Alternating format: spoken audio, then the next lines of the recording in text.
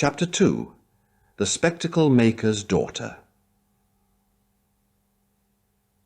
Johanna, Johanna, my dear, do you know what time it is? Johanna, I say, my dear, are you going to get up?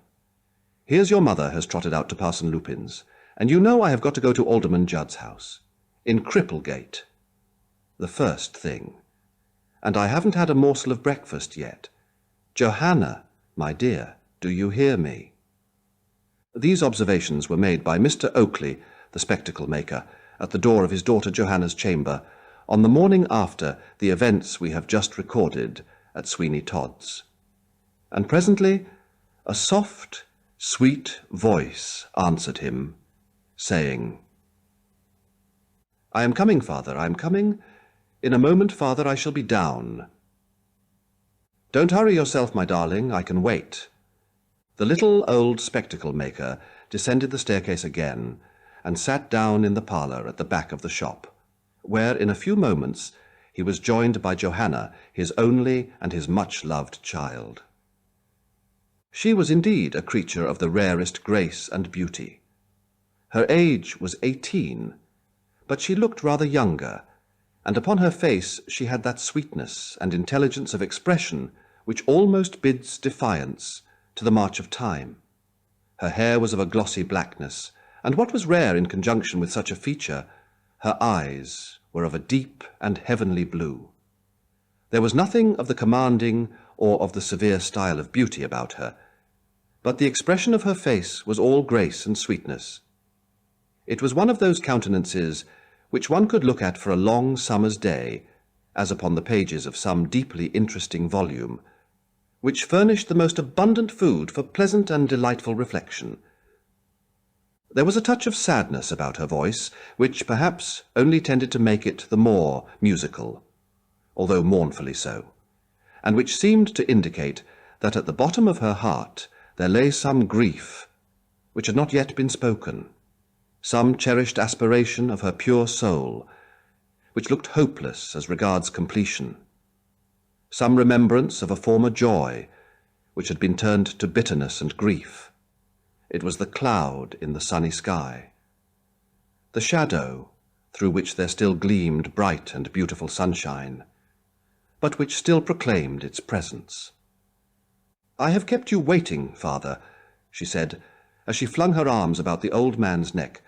"I have kept you waiting." "Never mind, my dear, never mind. Your mother is so taken up with Mr. Lupin that you know, this being Wednesday morning, she is off to his prayer meeting, and so I have had no breakfast, and really I think I must discharge Sam." "Indeed, father, what has he done?" "Nothing at all, and that's the very reason. I had to take down the shutters myself this morning, and what do you think for? He had the coolness to tell me he couldn't take down the shutters this morning or sweep out the shop, because his aunt had the toothache." "A poor excuse, father," said Johanna, as she bustled about and got the breakfast ready. "A very poor excuse." "Poor indeed. But his month is up today, and I must get rid of him. But I suppose I shall have no end of bother with your mother, because his aunt belongs to Mr. Lupin's congregation, but as sure as this is the 20th day of August—" "It is the 20th day of August," said Johanna, as she sunk into a chair and burst into tears. "It is, it is. I thought I could have controlled this. But I cannot, father, I cannot. It was that which made me late. I knew mother was out. I knew that I ought to be down attending upon you, and I was praying to heaven for strength to do so because this was the 20th of August." Johanna spoke these words incoherently and amidst sobs, and when she had finished them, she leant her sweet face upon her small hands and wept like a child. The astonishment, not unmingled with positive dismay, of the old spectacle maker was vividly depicted on his countenance, and for some minutes he sat perfectly aghast, with his hands resting on his knees, and looking in the face of his beautiful child, that is to say, as much as he could see of it between those little taper fingers that were spread upon it, as if he were newly awakened from some dream. "Good God, Johanna," he said at length, "what is this? My dear child, what has happened? Tell me, my dear, unless you wish to kill me with grief." "You shall know, father," she said. "I did not think to say a word about it, but considered I had strength enough of mind to keep my sorrows in my own breast. But the effort has been too much for me, and I have been compelled to yield. If you had not looked so kindly on me, if I did not know that you loved me as you do, I should easily have kept my secret, but knowing that much, I cannot." "My darling," said the old man, "you are right there. I do love you. What would the world be to me without you? There was a time 20 years ago when your mother made up much of my happiness, but of late, what with Mr. Lupin and psalm-singing and tea-drinking, I see very little of her, and what little I do see is not very satisfactory. Tell me, my darling, what it is that vexes you, and I'll soon put it to rights. I don't belong to the city train bands for nothing. Father, I know that your affection would do all for me that it is possible to do, but you cannot recall the dead to life. And if this day passes over, and I see him not, nor hear from him, I know that instead of finding a home for me whom he loved, he has, in the effort to do so, found a grave for himself. He said he would. He said he would." Here she wrung her hands and wept again, and with such a bitterness of anguish that the old spectacle-maker was at his wit's end, and knew not what on earth to do or say. My dear," he cried, "who is he? I hope you don't mean—" "Hush, father, hush! I know the name that is hovering on your lips, but something seems even now to whisper to me he is no more, and being so, speak nothing of him, father, but that which is good." "You mean Mark Ingestrie?" "I do. And if he had 1,000 faults, he at least loved me. He loved me truly, and most sincerely." "My dear," said the old spectacle-maker, "you know that I wouldn't for all the world say anything to vex you, nor will I. But tell me what it is that makes this day more than any other so gloomy to you." "I will, father. You shall hear. It was on this day 2 years ago that we last met. It was in the Temple Garden, and he had just had a stormy interview with his uncle, Mr. Grant. And you will understand, father, that Mark Ingestrie was not to blame, because— Well, my dear, you needn't say anything more upon that point. Girls very seldom admit their lovers are to blame. But there are 2 ways, you know, Johanna, of telling a story." "Yes, but, father, why should Mr. Grant seek to force him to the study of a profession he so much disliked?" "My dear, one would have thought that if Mark Ingestrie really loved you, and found that he might make you his wife, and acquire an honourable subsistence for you and himself, it seems a very wonderful thing to me that he did not do so. You see, my dear, he should have liked you well enough to do something else that he did not like." "Yes, but, father, you know it is hard, when disagreements once arise, for a young ardent spirit to give in entirely. And so, from one word, poor Mark, in his disputes with his uncle, got to another, when perhaps one touch of kindness or conciliation from Mr. Grant would have made him quite pliant in his hands." "Yes, that's the way," said Mr. Oakley. "There is no end of excuses. But go on, my dear. Go on and tell me exactly how this affair now stands." "I will, father. It was this day, 2 years ago then, that we met, and he told me that he and his uncle had at last quarrelled irreconcilably, and that nothing could possibly now patch up the difference between them. We had a long talk." "Ah, no doubt of that." "And at length he told me that he must go and seek his fortune, that fortune which he hoped to share with me. He said that he had an opportunity of undertaking a voyage to India, and that if he were successful, he should have sufficient to return with and commence some pursuit in London, more congenial to his thoughts and habits than the law. Ah, well, what next? He told me that he loved me." And you believed him? Father, you would have believed him had you heard him speak. His tones were those of such deep sincerity that no actor who ever charmed an audience with an unreal existence could have reached them. There are times and seasons when we know that we are listening to the majestic voice of truth, and there are tones which sink at once into the heart, carrying with them a conviction of their sincerity which neither time nor circumstance can alter. And such were the tones in which Mark Ingestrie spoke to me. And so you suppose, Johanna, that it is easy for a young man who has not patience or energy enough to be respectable at home to go abroad and make his fortune. Is idleness so much in request in other countries that it receives such a rich reward, my dear? You judge him harshly, Father. You do not know him. Heaven forbid that I should judge anyone harshly, and I will freely admit that you may know more of his real character than I can, who of course have only seen its surface. But go on, my dear, and tell me all. We made an agreement, Father, that on that day 2 years he was to come to me or send me some news of his whereabouts. If I heard nothing of him, I was to conclude he was no more, and I cannot help so concluding now. But the day has not yet passed. I know it has not, and yet I rest upon but a slender hope, Father. Do you believe that dreams ever really shadow forth coming events? I cannot say, my child. I am not disposed to yield credence to any supposed fact, because I have dreamt it. But I must confess to having heard some strange instances where these visions of the night have come strictly true. Heaven knows, but this may be one of them. I had a dream last night. I thought that I was sitting upon the seashore, and that all before me was nothing but a fathomless waste of waters. I heard the roar and the dash of the waves distinctly, and each moment the wind grew more furious and fierce, and I saw in the distance a ship.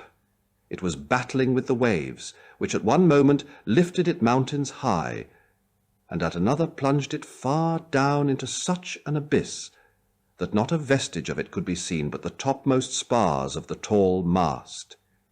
And still the storm increased each moment in its fury, and ever and anon there came a strange sullen sound across the waters, and I saw a flash of fire, and knew that those in the ill-fated vessel were thus endeavouring to attract attention and some friendly aid. Father, from the first to the last, I knew that Mark Ingestrie was there. My heart told me so. I was certain he was there, and I was helpless, utterly and entirely unable to lend the slightest aid. I could only gaze upon what was going forward as a silent and terrified spectator of the scene. And at last I heard a cry come over the deep, a strange, loud, wailing cry, which proclaimed to me the fate of the vessel. I saw its mass shiver for a moment in the blackened air, and then all was still for a few seconds, until there arose a strange, wild shriek that I knew was the despairing cry of those who sank, never to rise again, in that vessel. Oh, that was a frightful sound. It was a sound to linger on the ears and haunt the memory of sleep. It was a sound never to be forgotten when once heard, but such as might again and again be remembered with horror and affright. And all this was in your dream? It was, Father, it was. And you were helpless? I was, utterly and entirely helpless. It was very sad. It was, as you shall hear. The ship went down, and that cry that I had heard was the last despairing one given by those who clung to the wreck with scarce a hope, and yet because it was their only refuge. For where else had they to look for the smallest ray of consolation? Where else, save in the surging waters, were they to turn for safety? Nowhere. All was lost. All was despair. I tried to scream. I tried to cry aloud to heaven to have mercy upon those brave and gallant souls who had trusted their dearest possession, life itself, to the mercy of the deep. And while I so tried to render so inefficient succour, I saw a small speck in the sea, and my straining eyes perceived that it was a man floating and clinging to a piece of the wreck, and I knew it was Mark Ingestrie. But, my dear, surely you're not annoyed at a dream? It saddened me. I stretched out my arms to save him. I heard him pronounce my name and call upon me for help. 'Twas all in vain. He battled with the waves as long as human nature could battle with them. He could do no more, and I saw him disappear before my anxious eyes. Don't say you saw him, my dear. Say you fancy you saw him. It was such a fancy as I shall not lose the remembrance of for many a day. Well, well, after all, my dear, it's only a dream. And it seems to me, without at all adverting to anything that should give you pain as regards Mark Ingestrie, that you made a very foolish bargain. For only consider how many difficulties might arise in the way of his keeping faith with you. You know, I have your happiness so much at heart, that if Mark had been a worthy man, and an industrious one, I should not have opposed myself to your union. But believe me, my dear Johanna, that a young man with great facilities for spending money, and none whatever for earning any, is just about the worst husband you could choose, and such a man was Mark Ingestrie. But come, we will say nothing of this to your mother. Let the secret, if we may call it such, rest with me. And if you can inform me in what capacity and in what vessel he left England, I will not carry my prejudice so far against him as to hesitate about making what inquiry I can concerning his fate. I know nothing more, Father. We parted, and never met again. Well, well, dry your eyes, Johanna, and, as I go to Alderman Judd's, I'll think over the matter, which, after all, may not be so bad as you think. The lad is a good enough looking lad, and has, I believe, a good ability, if he would put it to some useful purpose. But if he goes scampering about the world in an unsettled manner, you are well rid of him, and as for his being dead, you must not conclude that by any means, for somehow or another like a bad penny, these fellows always come back. There was more consolation in the kindly tone of the spectacle-maker than in the words he used. But, upon the whole, Johanna was well enough pleased that she had communicated the secret to her father, for now, at all events, she had someone to whom she could mention the name of Mark Ingestrie, without the necessity of concealing the sentiment with which she did so, and when her father had gone, she felt that, by the mere relation of it to him, some of the terrors of her dream had vanished. She sat for some time in a pleasing reverie till she was interrupted by Sam, the shop-boy, who came into the parlour and said, "Please, Miss Johanna, suppose I was to go down to the docks and try and find out for you Mr. Mark Ingestrie. I say, suppose I was to do that. I heard it all, and if I do find him, I'll soon settle him." "What do you mean?" "I means that I won't stand it. Didn't I tell you more than 3 weeks ago, as you was the object of my infections? Didn't I tell you that when Aunt died, I should come in for the soap and candle business, and make you my missus?" The only reply which Johanna gave to this was to rise and leave the room, for her heart was too full of grief and sad speculation to enable her to do now as she had often been in the habit of doing, which was to laugh at Sam's protestations of affection. So he was left to chew the cud of sweet and bitter fancy by himself.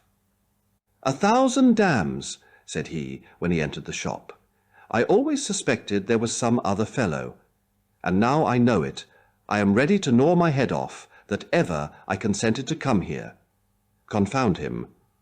I hope he is at the bottom of the sea, and eat up by this time. Oh, I should like to smash everybody. If I had my way now, I'd just walk into society at large, as they calls it, and let it know what 1, 2, 3, slap in the eye is, and down it would go. Mr. Sam, in his rage, did upset a case of spectacles, which went down with a tremendous crash, and which, however good imitation of the manner in which society at large was to be knocked down, was not likely to be at all pleasing to Mr. Oakley. "I have done it now," he said, "but never mind, I'll try the old dodge whenever I break anything. That is, I'll place it in old Oakley's way, and swear he did it. I never knew such an old goose. You may persuade him into anything. The idea now of his pulling down all the shutters this morning because I told him my aunt had the toothache, that was a go, to be sure. But I'll be revenged of that fellow who has took away, I consider, Johanna from me. I'll let him know what a blighted heart is capable of. He won't live long enough to want a pair of spectacles, I'll be bound, or else my name ain't Sam Bolt."